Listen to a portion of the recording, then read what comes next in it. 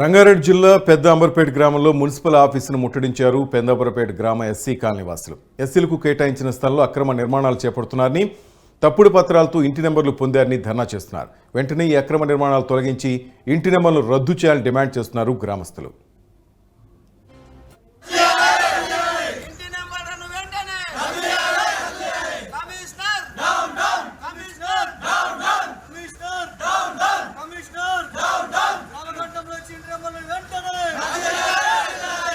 పెద్దంబర్పేట 5వ వార్డుకు చెందిన ఎస్సీ కాలనీ వాళ్ళందరము ఇక్కడ మా వెనకాల కూర్చున్న మా అక్కలు చెల్లెళ్ళు తల్లులు అందరూ మా పెద్దవాళ్ళందరం కూడా 5వ వార్డుకు చెందిన ఎస్సీ కాలనీ.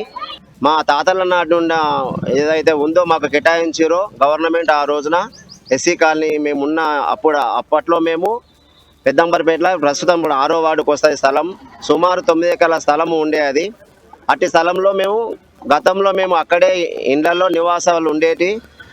అయితే ఆ యొక్క చెరువు పక్కన ఉండడం వల్ల మళ్ళీ మేము అక్కడ నుండి వచ్చి ఇప్పుడు ప్రస్తుతం 5వ వార్డులో మేము ఇండ్లు ఏర్పాటు చేసుకొని ఉన్నాము.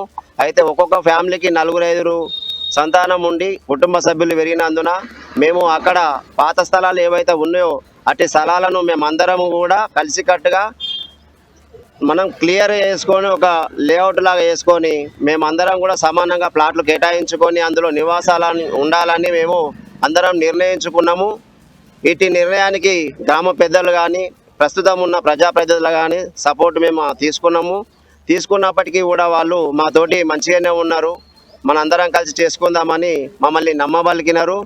అయితే ఇటు విషయం ఇదేంది మనందరం ఒకటే కులానికి చెందిన వాళ్ళ మనందరం సమానంగా తీసుకున్నామని అనుకున్నాం కదా, మళ్ళీ మీరు ఈ విధంగా ఎందుకు చేస్తున్నాము అని మేము అడుగుతున్నా కానీ రేపు చేద్దాం మాపు చేద్దామని దాట వేసి తర్వాత ఇక్కడ మన పంచాయతీ కార్యాలయాన్ని ఆశ్రయించి వాళ్ళు ఫేక్ డాక్యుమెంట్లు ఏవైతే ఇంటి పర్మిషన్లు ఉన్నాయో అవన్నీ నకిలీవి సృష్టించి ఆ నకిలీ డాక్యుమెంట్లను మన పంచాయతీ కమిషనర్ గారికి సబ్మిట్ చేస్తే ఆయన వాటిని చూసి మోసపోయి వాటికి ఇంటి నెంబర్లు కేటాయించారు. ఆ ఇంటి నెంబర్లు కేటాయించిన తరుణంలో ఆ ఇంటి నెంబర్ కేటాయించిన స్లిప్పులను పాత పర్మిషన్ నకిలీవి తీసుకుపోయి మళ్ళీ సబ్ రిజిస్టర్ దగ్గర అప్లై చేసి మాకు డాక్యుమెంట్ కావాలని అక్కడ వాళ్ళు దరఖాస్తు చేసుకుంటే ఆయన కూడా మోసపోయి ఈ నకిలీ పత్రాలను చూసి ఇవి నిజమే అనుకొని మన సబ్ రిజిస్టర్ గారు కూడా దాని రిజిస్ట్రేషన్ ఈ గతంలో 3-4 రోజుల కిందనే చేయడం జరిగింది. ఈ విషయాలన్నీ మేము తెలుసుకొని మాకు ఇక్కడ అన్యాయం చేసిరు, మమ్మల్ని మోసం చేసిరు ప్రభుత్వం అధికారులు కానీ